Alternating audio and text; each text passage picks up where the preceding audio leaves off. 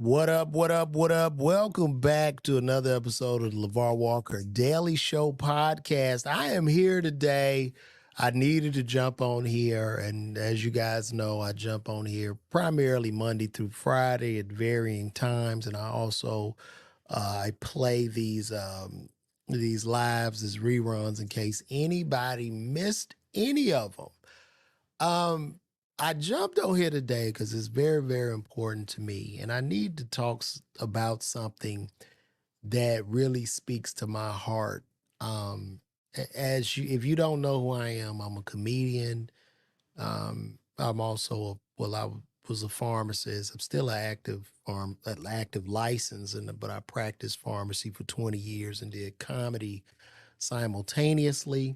I've had the pleasure of performing on BET's Comic View, Shaq All-Star Comedy Jam, Last Comic Standing. I started comedy at the old Uptown Comedy Corner, where it was a very, very, very rough, man. A lot of people getting booed. It was rough, but I'm thankful because I sharpened my teeth there. And when I would meet the older comics and the OGs, the Tyler Craigs, the Earthquakes, the Jamie Foxxes, everybody that I met, these people were giants to me. And it's really it's kind of sad that now with this club Shay Shay, what we know as black comedy is becoming some type of mudslinging competition. Everybody is fighting everybody, and it's not everybody. It's primarily, we've seen the Monique and the Cat Williams interview, and it's just causing beef and confusion and mass chaos throughout the comedy community, specifically black comedians. And my thing is this: Joe Rogan just signed a $230 million deal with Spotify to go along with his previous deal of 100 million. This is a white comedian. Joe is good, but he's not as good as these black comedians that I've mentioned. And we could, you could bring race into this, but podcasting 10 or 15 years ago was not a thing. Nobody cared, the media didn't care, and podcasts grew through relative obscurity. And now these podcasts have primarily become mainstream. Basically, what I'm trying to say is it saddens me to watch us tear each other down on a black platform. You know, I was thinking that Vlad TV was bad, but now this is just it's ridiculous. And what has happened now with the Club Shay Shay brand, and this is no shout out. This is no, I'm not trying to, I got love for Shannon Sharp. This is nothing against him or anything. But what has happened since the Cat Williams interview has gone so viral. And what the algorithm does is it wants to show you more of what you like. So with the 50 million views from the Cat Williams interview garnering probably $1 million in a day from ad revenue, people want to go back and they want to see more of the same. So now, to me, Club Shay Shay has become a relative mud pit where blacks come on and they have these Mandingo warrior fights. And not all the black comics, it's just two, Monique and Cat Williams. And I understand they might have these gripes or whatever. But the question I would like to ask each one of them is, did you not do nothing? Is the whole world picking on you? Because this is the thing. It's about accountability, right? It's about pointing the finger at your goddamn self. That's empowering. You see what I'm saying? We can't go into life and point fingers consistently. And I am not trying to necessarily take either side. I'm looking at this quite objectively. I've been done wrong in the business, right? You know what I'm saying? But you have to play chess and not checkers. It doesn't work. You have to be strategic. You have to reinvest in yourself. You have to pull your own shit out of the mud, and you have to do for you. right? So I watched this interview and I looked at it a little bit yesterday because it was giving me a headache. But I was driving in my car, picking up my child, and I was listening to the interview. And the question I have for our sweet sister Monique is what is the goal? What is it that you want? That's what I want to know. That's the only real question that I have. Now, I've worked, I was on the Monique show. That was the first late night talk show. And all do Deborah's, I appreciate that. I'm very thankful for that opportunity. But when I'm listening to the interview and she goes in on Kevin Hart, who gave her money just out of the kindness of his heart. And then she goes on to talk about him not contacting her and management stepping in and look, I get it. That wasn't real or whatever, but Hollywood is not real. That Martin episode of Vernell Hill, that's some real shit. Whoever goes to LA, black or white, people gonna say, man, when you get to town, give me a call. Give me a call. And people are going to leave their small cities or wherever they're from, and they're going to go to LA, especially if they're comedians or actors, whoever, and they're going to call those people in Hollywood. And guess what's going to happen? They're not going to pick up the phone. That should be an expectation. Whenever anyone does something kind for me in this business, I'm very thankful, appreciative, and I'm also shocked because my expectation of everybody in this business is that if I were drowning in quicksand, my expectation of people in this business would be for them to put their foot on the top of my head. Now, if they do different, I'm surprised. But as they're putting their foot on the top of my head and I'm going down beneath the sand, I'm not mad. What also troubles me in all of this is that they're calling out, everyone is talking about black, black, black. The white man right now, as I'm seeing, y'all are sitting down on a black platform owned by Shannon Sharp, who announces he's the sole proprietor of Club Shay Shay. You're sitting down on a black platform with a black man and you're attacking other black people. Now comes the point of accountability and pointing finger at self. And I just want to know, what does she want? It's exhausting. You can't go places and destroy people and tear them down and expect for them to work with you. It just doesn't work like that. It doesn't work like that. That's not how life works. What I'm seeing on this show, I'm seeing our brother Cat and our sister Monique. What I'm seeing them doing, I see them winning short battles and losing long-term wars. I see them making these horrible beds for themselves. It's one thing to make a bed for yourself. If I'm gonna make a bed for myself, I'm gonna lay in that bed and I'm gonna get my sleep. I'm not gonna lay in the bed and complain about the bed that I made. And this is real. Okay, this business is a business that requires a lot of patience, a lot of passion, a lot of time, a lot of rejection, and you work your way up to a plateau. To watch millionaire black people sit and argue and complain, not even about the white man, but about other black people on a big public ass platform owned by the whites, such as Fox Media, because he might own Club Shay Shay, but Fox Media definitely has a piece of that. It's sickening. It's sickening. It's sickening, and it's troubling for me. I don't understand it. And you're talking to a guy. I'm trying to go into markets and just sell a couple of hundred tickets. That's it. I'm nowhere near the top of the mountain. I'm not on any plateau. And if anyone should be complaining, it should definitely be me based on where I'm at in my career. I should be on this bitch crying every night. Every night. But I will never do that because this is the road that I chose. This is what I'm going to do. I'm not going to cry. This is what I chose. And I love it. I love the journey, the ups, the downs, the applause, the boos, the bombs. I love it in totality. And when I see, and what also is troubling to me, because I come from a working background, I believe that Cat, Monique, and Taraji P. Henson all need for 2 years to go be managers in either the Dollar Tree, CVS, or go work at a hospital in a nursing ward for 2 or 3 years. And for any of you to come on here and say I'm taking sides and I'm doing this and that, where do you work? Ask yourself that.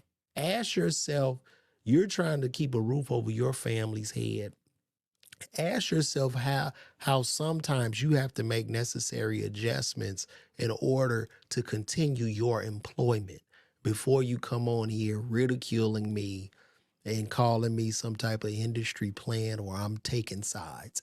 Ask yourself that before you get on to me. Now, it is troubling. Monique is talking about shit that happened 10 or 15 years ago. You talking about Precious.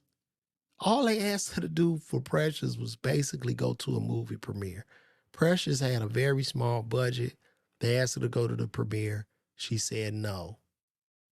And they're like, well, we trying to push it. We trying to do this. And these were black people that got behind her. This was Oprah. This was Lee Daniels who got behind her and pushed her to get the Oscar. And now it's all their fault. They have wronged everybody. See, when I'm talking to a person and they got a problem with everybody and they ain't done nothing, then I have to raise an eyebrow. Because all these people she's talking about are flourishing. They not even thinking about it.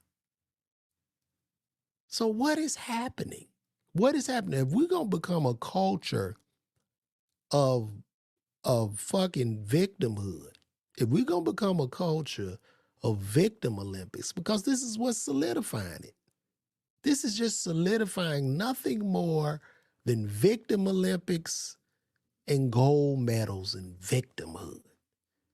I'm not saying that what happened to a person wasn't right or was right or wrong. But what I'm saying is it's more empowering to take these issues into your hands. And once you take them into your hands, then you can make necessary adjustments and take control and have that power. But if we continue to create a narrative of where we're going to point that finger and it's never your fault, that's an issue. I got shorted out some money one time from a promoter because I didn't get the deposit. And I'm out there. It was a show in Mississippi. This was in 2007. Gucci Mane was on this show. All right. And the brother called me weeks before. It was a small amount of money. I said, look, man, just give me the money when I get there. I didn't take my deposit, number one. We get down there to the show. It's in the convention center in Mississippi. He had Gucci Mane booked. It was more people on Gucci Mane and Gucci Mane's tour bus than was in that arena. And Gucci Mane was about to tear this boy up. His parents had to come out there and put their house up to pay him. The smartest thing I did in the situation was when the promoters tried to drive me down there, I drove myself. So I just got in my truck and drove off. And I counted that as an L, but I said to myself, I'm going to take power and control of this situation. And I said to myself that that'll never happen to me again. And since 2007, it's never happened to me again. Because if you don't have a deposit, if I don't collect it, I'm not coming. If you don't have that back end 30 minutes before I go on stage, I'm leaving. I learned, I took control. Was I done wrong? Yeah, but I took control of that situation. So I'm saying to say, when does it stop? Do we continuously complain or do we take power? One of the other issues, Cat Williams and Monique are millionaires. They can pool their resources together. They can start their own production companies. They can shoot. They can get writers. They can get whatever they want. They could do their own movie. Put your own money up. This narrative of just begging and shit, especially when it comes to entertainment, is beyond me. If Tyler Perry can do it, you can too. It don't matter on whatever level, but you can. And I think, like, I'm from Generation X. I was born in 1977. Our generation has a problem. Our generation has a problem. We have in our generation, because we are the first generation basically after Jim Crow, after segregation. We are that first generation after that. And the issues we have, and then we also that generation of crack, gang banging, black men having to prove their masculinity by being some type of street nigga. We are of that generation. And with that comes a famine mentality. And what I'm seeing in all these interviews are a famine ass mentality, a famine, all for me, none for you ass mentality. That is what I'm seeing. And it's very troubling. And people are showing up to these concerts, they rah and shit. But you're showing up because you want to see Cat punch down on people. And now Monique has been added to the tour. She just announced it. You want to see her do the same thing. But you have to check yourself and ask yourself, why am I here? You know what I'm saying? I'm thinking at these concerts, it's going to be a group of 20,000 losers in the building holding hands to justify their failures. That's what I'm seeing. So I was looking at what her and Sydney said, and I'm just going to look at a little bit of this, and we're going to check out of this. So let's see. Here we go. On in, my babies. We ain't done this in a long time. We ain't done it in a long time. We ain't done it in a long time, Daddy. Look, y'all don't even understand why we smiling so hard, because we was able to get it set up. We was able to push the button. Hey, come on now. We want you babies to come on in here. First of all, how y'all doing? It's been a minute, my babies. It's been a minute. Life been lifing. Life been lifing. Where we at, Daddy? What do you mean? Okay, yeah, I think it's enough babies in there. All right. Let's go get it. Come on. Boy, thank you for tuning in. We just wanted to take a few minutes to address a couple of things that have taken place after the Club Shay Shay interview. Much love to Shannon Sharp. Yes. Good brother. Thank you for allowing Monique to come on the platform, be a listening ear, continue success on what it is that you're doing. Thank you for being a real one. Yeah, baby. Thank you. Thank you. We wanted to address first and foremost our brother, D.L. Hughley. And we are firm believers on what is right and what is wrong. Yes. So we got to start off by saying there was an inaccuracy as it regards Monique saying that there was a cease and desist that was given to DL to shut it down. Mm-hmm. What had taken place, to be accurate, was after Monique spoke to Brother DL on that conversation, Brother DL said, what?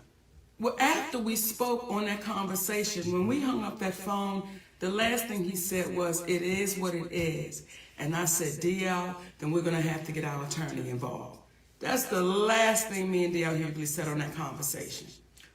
And after having that conversation with Monique, we went and got our attorney involved, Attorney Anderson. At the time, there were some emails that were transferred back and forth between his side and our side, and it escalated to a point when we had our attorney on the email, whereby then finally DL said that he would scratch the interview. Yes. So it was inaccurate that a cease and desist had to be given. However, that was the next step, and that's what Monique remembered, because when I discussed it with her, we said that would be the next step. But to DL's credit, at that moment, When it had escalated, that's when he decided to shut it down. However, that is a bit different from how it seemed to have been communicated, whereby on the phone they were having a conversation and it was kumbaya. Though he never used those words, kumbaya, it did not end with her being under the impression that this was going to be resolved and shut down. So we wanted to make that clear out of love and respect for Brother DL. And despite all the commentary that he gave, with all the crunches she be doing, the captain's in the front. I do. And I do. tell her. I'm a sneak snacker, baby. And she doesn't sneak when she snacks. Okay. Hey. But nonetheless, we wanted to be clear because at the end of the day, we black folks in this world of entertainment. And now here we go. Here we go with the black shit. Yeah, we all know we black. We all know we black. And you went on the show with DL. Ain't got nothing to do with that shit. And you went on there and tore him down. Now we going with the black thing. It's like, let's reel them back in. Let's reel them in. Let's get them on our side. Because we are angels. We don't do anything wrong. Me and you. Right, baby? That's right, Daddy. We are angels and we don't cause trouble. Everybody's picking on us. Insane. there was a level of harshness in his return that seemed a little bit exaggerated for the moment. And we wanted to make it clear, and I think Monique can do it best when she speaks in reference to what she meant while talking about DL in the past. You know, when I watched DL say, she went after my wife, she went after my daughters, I want to really be clear who I went after so that there's no confusion here. When I was on stage, when I'm on stage and we are performers, we are performing to the audience in front of us. When I was on that stage and I said it must be hard to perform oral sex. But differently. Okay, on a coward. That had nothing to do with Mrs. Hughley. That insult. So it must be hard to perform oral sex on a married man, but it has nothing to do with his wife. It must be hard, but it has nothing to do with his wife. Do you see the lack of accountability here? Am I tripping? Please, in the comments, tell me if I'm wrong or if I'm tripping. Huh? Maybe I have a screw up. Maybe it's something going on with me, right? And I'm going to tell you now, I'm doing this because this is just something that I was impassioned about and enraged about. I don't want nothing from none of these people. I'm not trying to be no opening act. I'm good. I'm getting my shit out of the mud. So I want to be clear and specific with that point. I digress. Was directed straight to you, DL. That had nothing to do with your wife. That was straight to you. So it felt like you were trying to pass it. So it had nothing to do with the wife. It must be hard to have oral sex with a coward. Who are you talking to?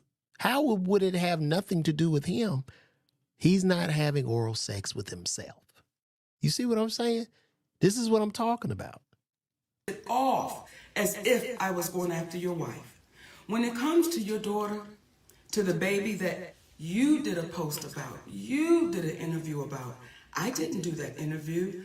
I simply reposted what you said. So when you say, Monique, you went after my daughter, that's untrue, DL. I posted what you said. And then when you said when you were really going for it with your shades on, and you said, Monique said, I stood by and watched my daughter be raped. D.L. Hughley, that's your conscience talking to you, brother. I never said that. I never said that. And I want to be a little clear about something else. Never would I try to do anything to harm any of your babies, because we got babies too. So never would I try to do anything to harm your children. However, what I was saying to your daughter and to the other daughters out there, I know what it's like for your daddy to know you've been touched and he not protect you, because my daddy did the same thing. Did you hear that? I know what it's like for your daddy to touch you and not protect you. So you just you just said it here. He said that you said that he allowed his daughter to be touched or molested, and you're now saying what you said. Make all of this make sense to me. I am a Virgo. I'm a very analytical person, and this is driving me nuts. All right? It's driving me nuts. It don't even make sense. You told his daughter, I know what it's like to be touched or sexually assaulted, and for your father not to do nothing. This is what you said. Am I tripping? Please let me know in the comments, man. It's crazy. That's what that whole point was. But I was showing why I would call you a coward, brother. I don't think it's brave that you didn't protect your baby. So when I said what I was saying, let me be clear to you, D.L. Hughley, it had nothing to do in reference to your family.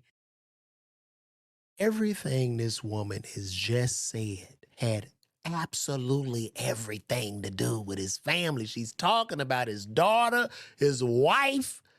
This is absolutely everything to do with his family. Am I tripping? Am I tripping? It has everything to do with his family. How does she not see this? How does her and daddy not see what the hell is going on? And you know that. Now, when you were speaking and you were going off and you said, what did you say? She was so offended by the game we play, but you didn't say what the offense was. And that's the part for me that is disheartening, that you continue to try to trick and smoke and mirror our people. If you're going to say it all the way through. When you say what in the fuck does our people have to do with two comedians sitting on a radio show? I am a comedian. All right? You got to have tough skin in the game. You got to have a turtle shell. Understand. What she's saying is no difference than what Wanda Smith was saying when Cat Williams roasted her ass. You got to sit in that hot oven and you got to take your shit and dish that shit back out. That's called being a comedian. That's what that is. What are we talking about here? What are we talking about? Y'all go, look, you want to see some roasting? Go watch me roast on All Deaf Digital when I had to roast my brother Big Horn with the eye. Big Horn went in on my wife, my kids, everything. Go watch that video and watch how cool and calm I was, because I understand I'm a comedian. This whole thing of lack of self-accountability, pointing fingers at everybody but you, it enrages me. It enrages me. It's insane. It's insane. Family is sacred. You are absolutely right, baby. You're right. But when you say would my husband rather, and you co-sign your team of people doing that, well, isn't my husband sacred? So you gotta be careful in your words, because the very words you use, DL, they're gonna come back, and they're coming back to bite you, baby. And what I also said on Club Shay Shay, when I looked in that camera, I said, DL, I love you, brother. And I don't know if you didn't hear that part, but we really do. We love you, brother. And if ever, I mean, let's keep it real. When the last time Monique been funny? When the last time Monique done said something to make you burst out laughing? Boy, get out of here. Get out. Out. When was the last time? When was the last time she just opened her mouth? You like, that's crazy. When? When? Every time. Hi, my sweet babies. I just want to tell y'all, sugar. I need to talk to y'all, sugar, to tell y'all how I've been wronged. Roasting as a comedian is a motherfucker. All right? You got to be able to sit in them waters. We know how this goes. We know how this goes. You lose the cool, you lose. And matter of fact, in that radio interview, DL wasn't even there. He wasn't even at the station. They had to call this man on the phone, and they playing Would You Rather. You can't, the gift of a comedian is to be able to take some shit and turn it around and make it funny. That's the whole thing about being a comedian. Listen, man. you get courageous enough to want to have a conversation, we're always open to it, because doing that, it shows how our community can get better. When you're wrong, This shit has nothing to fucking do with the black community. I am so sick of this shit. This rally cry, because you got your ass roasted or over some comedian shit, has nothing to do with the black community. Going on big ass platforms and tearing other black people down in public has everything to do with the community. But this little ass beef y'all got has nothing to do with the community. And it is troubling and sickening that they're continuously trying to rope y'all in. And they roping y'all in so you'll go buy them goddamn tickets. That's it. That's it. we had said to you, hey, brother, we apologize on that one. Yeah, incorrect on the cease and desist. And I want to add one more thing. When you spoke in reference to your daughter being a reason why Monique stopped speaking about it, what you don't even understand, out of love for you, See, you can have a problem with your brother, but you're not going to take it out on the kids. And we respected the fact that she tried to defend you, but we got 3 big ass sons. That if we were to think about it in the same way that she thought about it, what would that be? But out of love for you, we're not going to go after your child trying to protect the father that she loves. But one could argue, You did go after his child, Monique. You went after the child when you said you had been touched and your father didn't stick up for you. You basically called the man a coward to his daughter, bro. And you even talking about the child being touched or molested. What the fuck are we missing here? What are we missing? I just don't understand why people don't see this. based upon what you said about yourself, had you exhibited the same type of love and protection for your other daughter that your other daughter tried to exhibit towards you, there never would have been the commentary that you made about yourself. And I liken it to Brother Corey Holcomb, who I don't know, but I got a lot of respect for him because I heard him say something in an interview. He spoke about how Earthquake's son had came to one of his shows, and the young man was hesitant about. Now, you just said kids are off limits. Now here you go bringing Earthquake's son into the shit. Earthquake ain't got shit to do with. I just want y'all to see the contradictions in this whole sit down live.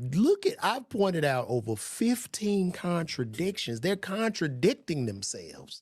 You're talking about a man that has absolutely nothing to do with this. And then you're quoting Corey Holcomb, who ain't got shit to do with this, and you're bringing in Earthquake's child. Where the fuck are we right now? That's what I want to know. Where are we? Introducing itself or reintroducing itself because of the rift between his father and himself. And Brother Corey was like, come on, man, no. You come over here and I'm going to give you love. Because that was between your father and I. And it made him reconsider the whole thing and reach back out to an old friend. In my humble opinion, that's what real men do. We come from the old school. We're not going to have no problem with your children because we love them and we love you and we want y'all to win. Not at the expense of the community, though, being demeaned in order to get followers. But from the standpoint of if we come together, we're going to win just by default. So at the end of the day, when you get to talking about how Monique is not loved and this and the other, that's your perception. But what I'll say is it is due to the love that we have that we're able to love those that say things that could be construed as hurtful, but we understand that the old saying of hurt people. So we don't take what you say personally, brother. And again, it's nothing but love. In addition to the fact, I'm Q-Sci-Fi. Just like you, except I've been in about 29 going on 30 years. I'm not going to argue with you, frat. Ain't nothing but love. So we wanted to extend that to you and let you know what it is. And again, if you ever want to speak, let's have a real conversation. But people needed to know where the confrontation on stage began, and it was from that day. It was from that day. And once you own that day, DL, guess what, baby? We'll be good.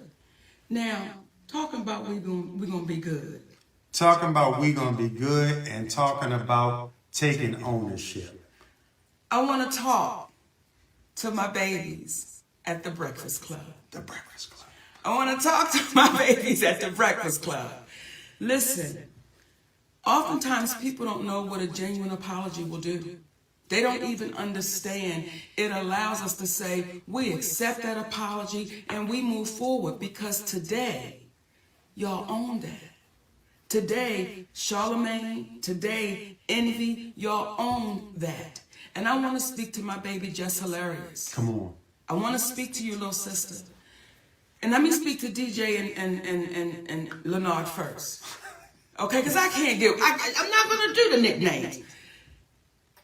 She's a beautiful asset sitting in that seat. Mm-hmm. And she's going to bring something very special to that show. And I know the community is agreeing with what I'm saying right now, because what that sister did when she sat in that seat, she was able to get y'all to see something and understand something that nobody could get you to see for years. For years. And just that baby sitting there with nothing but honesty.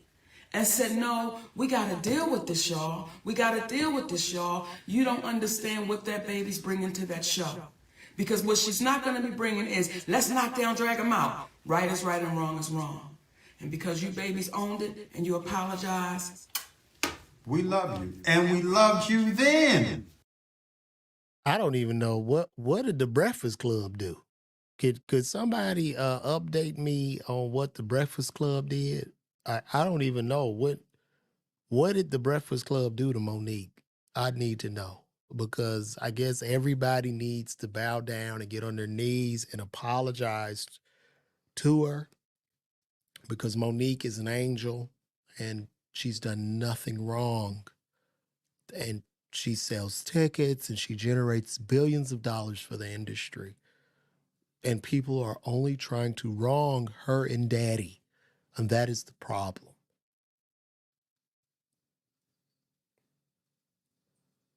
Okay, he gave her donkey of the day for crying on Cat Williams.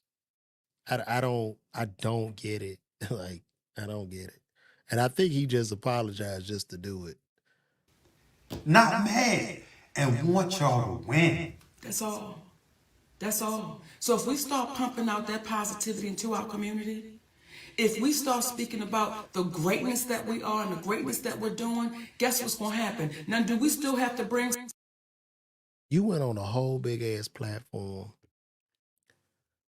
and tore down black people. And now you're sitting in that same breath on a live talking about pumping positivity out into the community when you could have very well handled this behind closed doors and talked to people and tried to make amends, but you didn't. This is very, very hypocritical, and it's sad. It's almost sickening. Some to the mat and ring the doorbell, ding dong. Yes, we do. But we don't love them no less, because at any given time we could be brought to the mat, ding dong.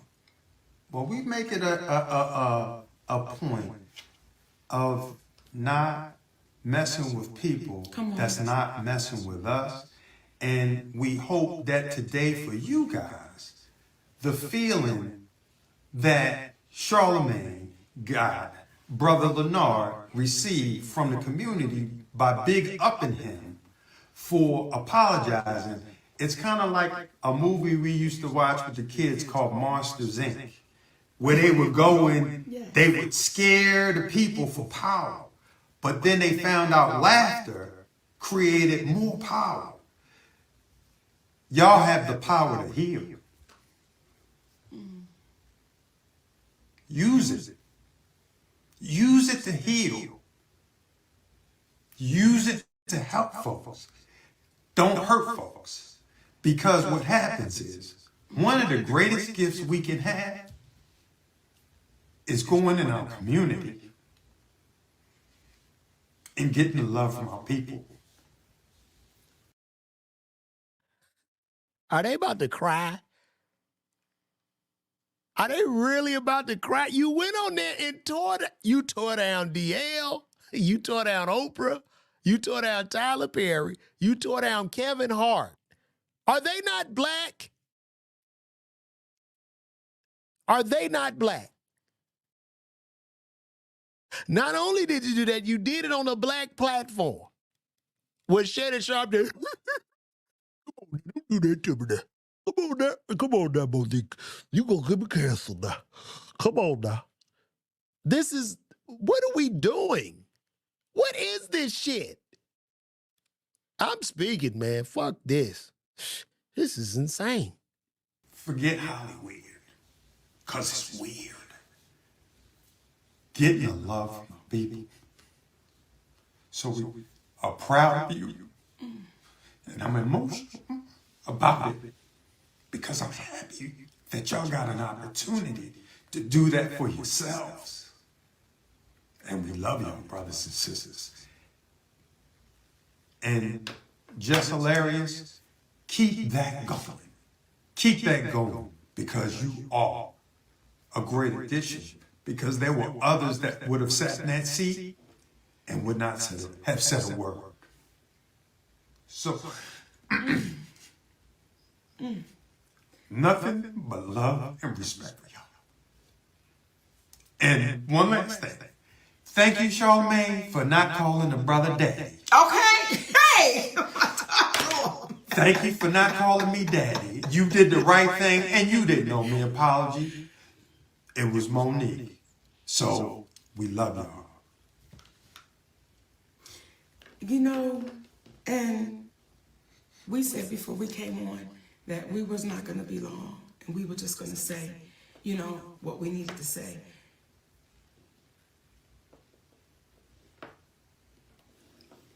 But I want to say to our community, don't give up on us. What the fuck does the community have to do with this shit? Babies are dying, getting shot and killed in the goddamn streets. Our illiteracy rate is down. What does this shit have to do with the community? It has nothing to do with the community. They need to stop that shit. They trying to sit up on this motherfucker like they Dr. King and Coretta in this bitch. You're doing nothing. This is a selfish game where your ass want to sell you some goddamn tickets and get some money. This ain't nothing more than about the money running out. Oh my God. The fuck out of here. I want to say it in the bitch, do you live in the, you don't even live around black people. I do. It's ridiculous. The fuck out of here. In terms of our community. Yes. Don't give up.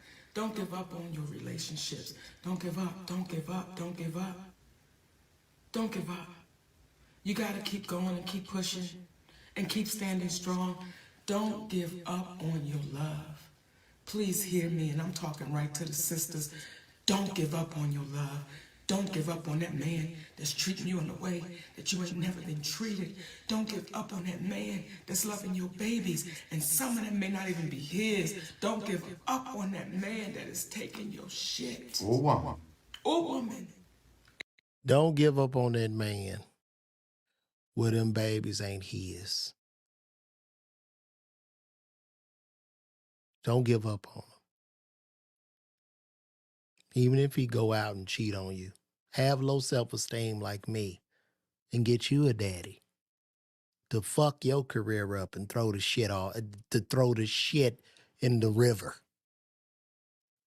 That's what you do. Don't do it. Don't give up on him. I know. Get the fuck. Man, listen. This is insane to me. And still standing strong with you. Don't give up, y'all.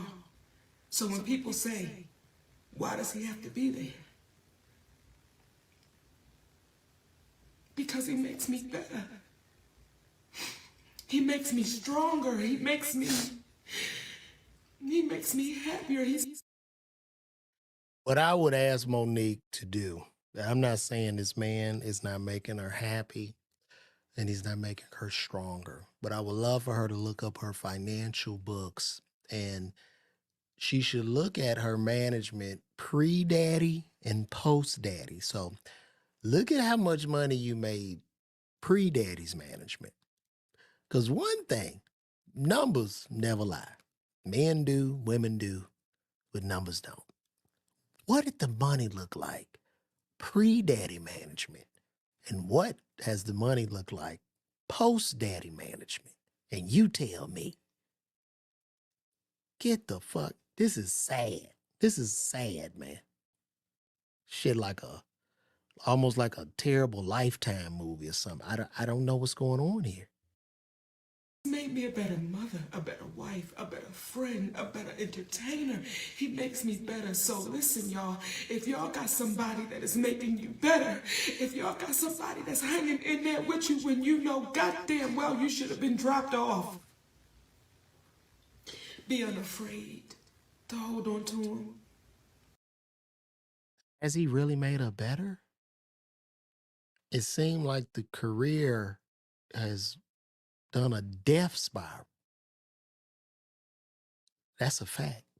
It seemed like the career has crashed. I'm a married man. I'm a married man of 14 years, and I want what's best for my wife. My wife is an entertainment, me being the man, and the man typically moves through reason and not emotion. But Daddy, they want me to go on the Precious tour, Daddy, and they don't want to pay, but they doing a private jet, Daddy, with a hotel. Let's go. The fuck? Let's go. Let's avoid this issue. Let's go. Let's increase the money, not fuck it off because of feelings and emotion. Because we can build on this. I would have to question that shit. Like, what is this? And if you really want me to put my Virgo shit into it, what I see And how I feel is that this man, for whatever reason, needs this woman to be dependent upon him. And it feels to me, and this is 100% true, this is how I feel. I don't know. I could be dead wrong. But it feels as if he has to send her off. Because if she starts to ascend, he probably feels as if mama don't need daddy. So I'm just going to let you get up a little bit. Then I'm going to put a battery in your back to self-destruct. And then it's just me and you against the world, baby. And I'm going to put that battery of no accountability in your back. And you just got daddy. Because I don't want you going too far. That's what the fuck I see. And I know he a Q nigga. I'm a noob. The fuck? That's what I see. So. Be unafraid. Is it challenging to grow up? It's challenging. It is, especially when we've been taught some shit all of our lives and we've seen it. It can be challenging. That is why, D.L. Hughley, I have no hate in my heart for you, brother. When I see you walking through the airport with a support dog, I'm not making fun of you. I'm just saying, brother, if you have to have this. Why you going after the people like you do? Why? It ain't necessary. He didn't even say nothing. Y'all came at him. You sat up on the interview and talked about him. He was nowhere around. Oh, my God.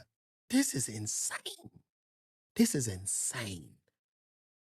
As a pharmacist, I think this couple needs to be on Seroquel or maybe Trazodone. I'm sensing that their serotonin levels are depleted. There's something missing. I don't know if there's personality issues or what, but this is not good. Be funny with all of that. And when we speak about Oprah, when we speak about Tyler, when we speak about CBS, we're not speaking about them to call them out. We're speaking to call them up, because the same way that the Breakfast Club was able to say, I'm sorry, the same way Brother Lee Daniels was able to go across the stage and apologize, the same way that we were able to say, we are sorry, it was inaccurate about the cease and desist, is the same way that Oprah, who teaches master classes, well, sometimes we gotta love enough. We gotta love the teacher enough to sit them down and say, it's time for you to be a student again. Tyler Perry, it's like, brother, the world heard you on audio saying you were wrong. You cost our family tens of millions of dollars. We don't hate you. We love you because you were trying to do the right thing. But as Gayle King said when she did that interview, you cost your family tens of millions of dollars. All you had to do was go to the fucking premiere. That's it. That's it. That's all. Get your ass on the flight. Go to the goddamn premiere. Right? That's it. That's it. Don't make a bed and don't want to lay in it.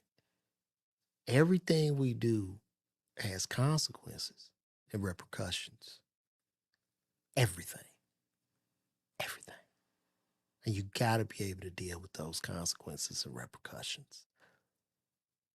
Nothing in life is fair.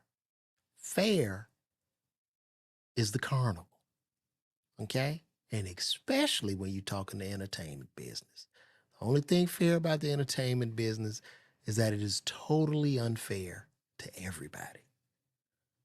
About Kobe Bryant, certain people suggested that she just stay quiet, but she couldn't.